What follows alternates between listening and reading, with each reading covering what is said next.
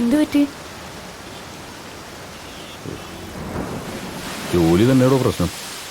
കാക്കി അണിയുമ്പോൾ ഉള്ളിലുള്ള മനുഷ്യനെടുത്ത് അഴിച്ചു വെക്കും. കാക്കി അഴിക്കുമ്പോൾ അഴിച്ചു വെച്ച മനുഷ്യനെടുത്ത് വീണ്ടും അണിയും. എന്താ right man in the wrong job, അങ്ങനെ ഞാൻ പറയൂ. പോലീസുകാർക്ക് പിടിക്കപ്പെടുന്നവരെല്ലാവരും കുറ്റവാളികളാ. അവിടെ കുറ്റം തെളിയിപ്പിക്കപ്പെടണമെന്നൊന്നുമില്ല. ഉടനെ കൊടുത്തിരിക്കും ശിക്ഷ. ചിലർക്ക് കുറ്റബോധം തോന്നും, നിന്നെ പോലുള്ള ചില ഔട്ട്ഡേറ്റഡ് ഹ്യൂമനിസ്റ്റുകൾക്ക്.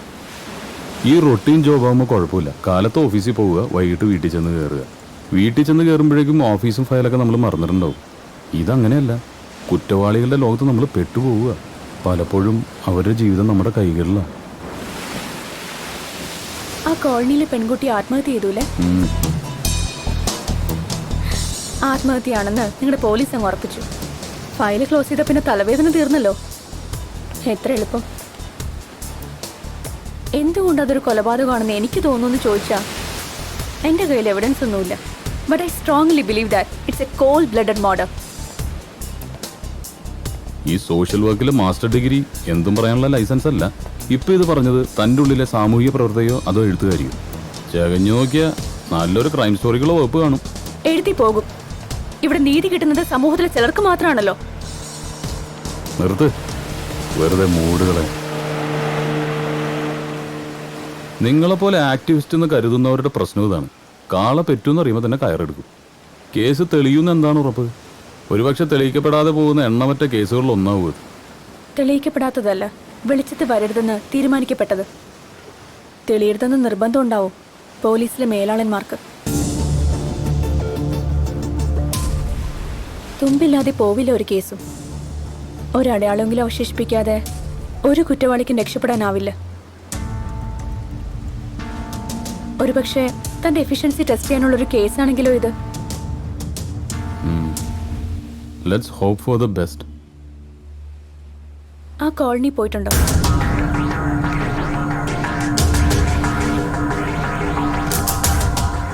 നഗരത്തിന്റെ കുപ്പത്തൊട്ടിയായത്. In every sense of the word.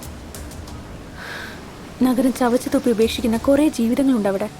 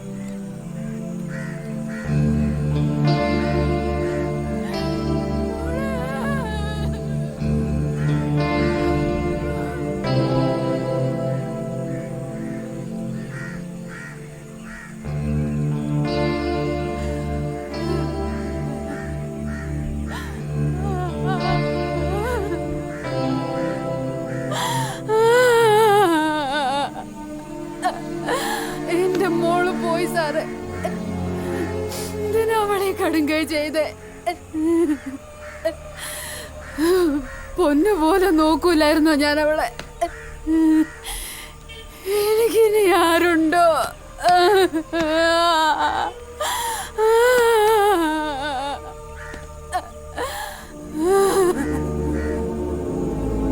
തീവണ്ടിക്ക് മുന്നിൽ ചാടിയതാ വിധി, അല്ലാണ്ട് എന്തുവാ?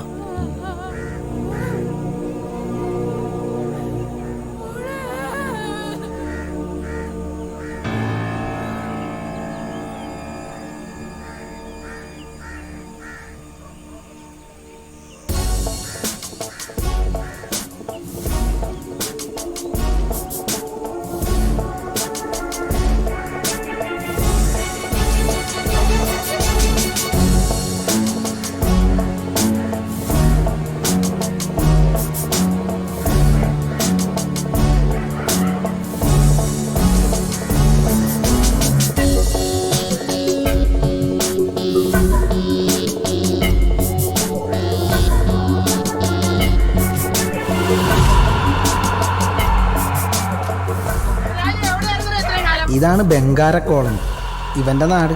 ഇവൻ്റെ പോസ് കണ്ടാൽ തോന്നും ഇവനാണ് ഇവിടുത്തെ ദാതയെന്ന്. കാണേണ്ട ആൾ വേറെയാണ്. ഈ പോക്കങ്ങാട്ടാണ്. പണി പാളോന്ന് അപ്പാറി. സ്കൂളിൽ പോയില്ലേ? എന്തിനാ യൂണിഫോമില് നീ ഹോട്ടലിൽ പണിക്ക് കയറിയാ?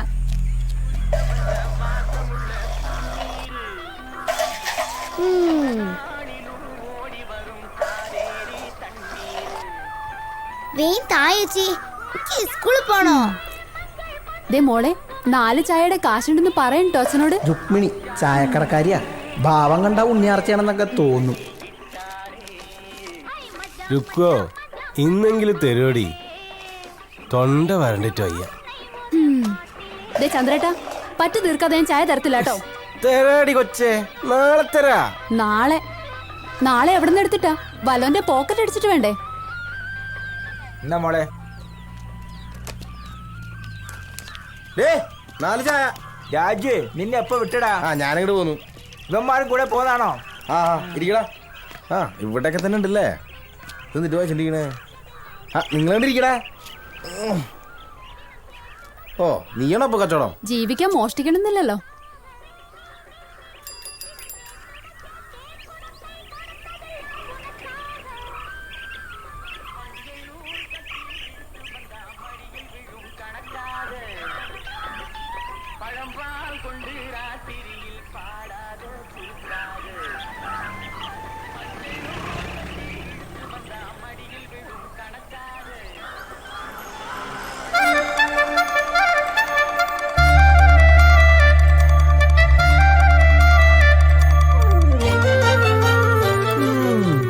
കൊള്ളാല്ലേ? അശ്വതി എന്ന പേര്. കോളനിക്കാരിയാ. രാജകുമാരിയാണെന്ന ചെറിയൊരു ഭാവം ഉണ്ടെങ്കിലും ആളൊരു പൊട്ടിയാണ്. വഴിയെ മനസ്സിലായിക്കോളൂ.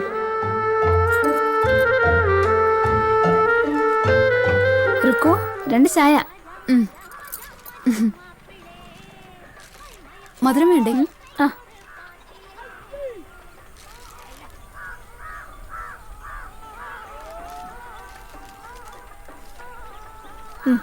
പോട്ടെ. അമ്മായിന്തരേ, അവള് ക്ഷീണിച്ചുറങ്ങായിരിക്കും. ഇവന്റെ കൂടെ പോന്നപ്പോഴേ ഞാൻ വിചാരിച്ചാണ് എന്തെങ്കിലും. തോമസേട്ടാ, നീ എപ്പോ ഇവരൊക്കെ ഏതാ? ഞാൻ പോന്നുള്ളൂ. ഹോമിലത്തിയാ കൂടെ ചാടിച്ചതാ. രായപ്പണ്ണനോടൊന്ന് പറയണം.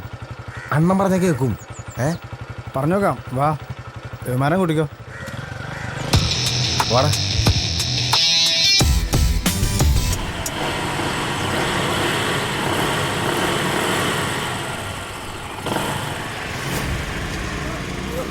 നിർത്തടാ.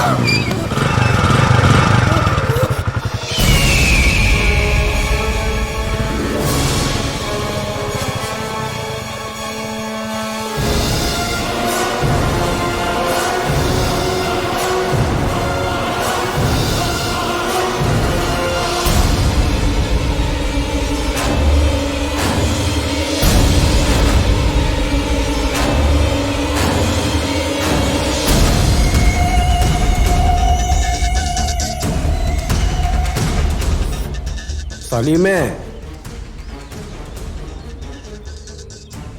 ഇത് ലാസ്റ്റ്. വേണ്ട വേണ്ടെന്ന് വിചാരിക്കുമ്പോൾ കന്നന്തുരു കാണിച്ചാൽ എന്തോ ചെയ്യും? ഇനി പോക്കൃത്തരം കാണിച്ചാ നീ വിവരമറിയും. 2-1 മറിച്ചു വിറ്റല്ലേ?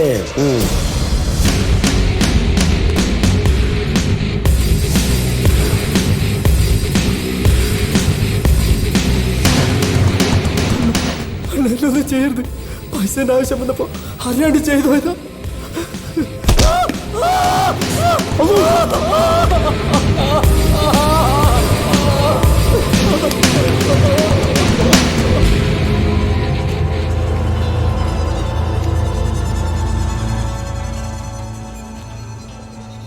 നിക്കോടാ.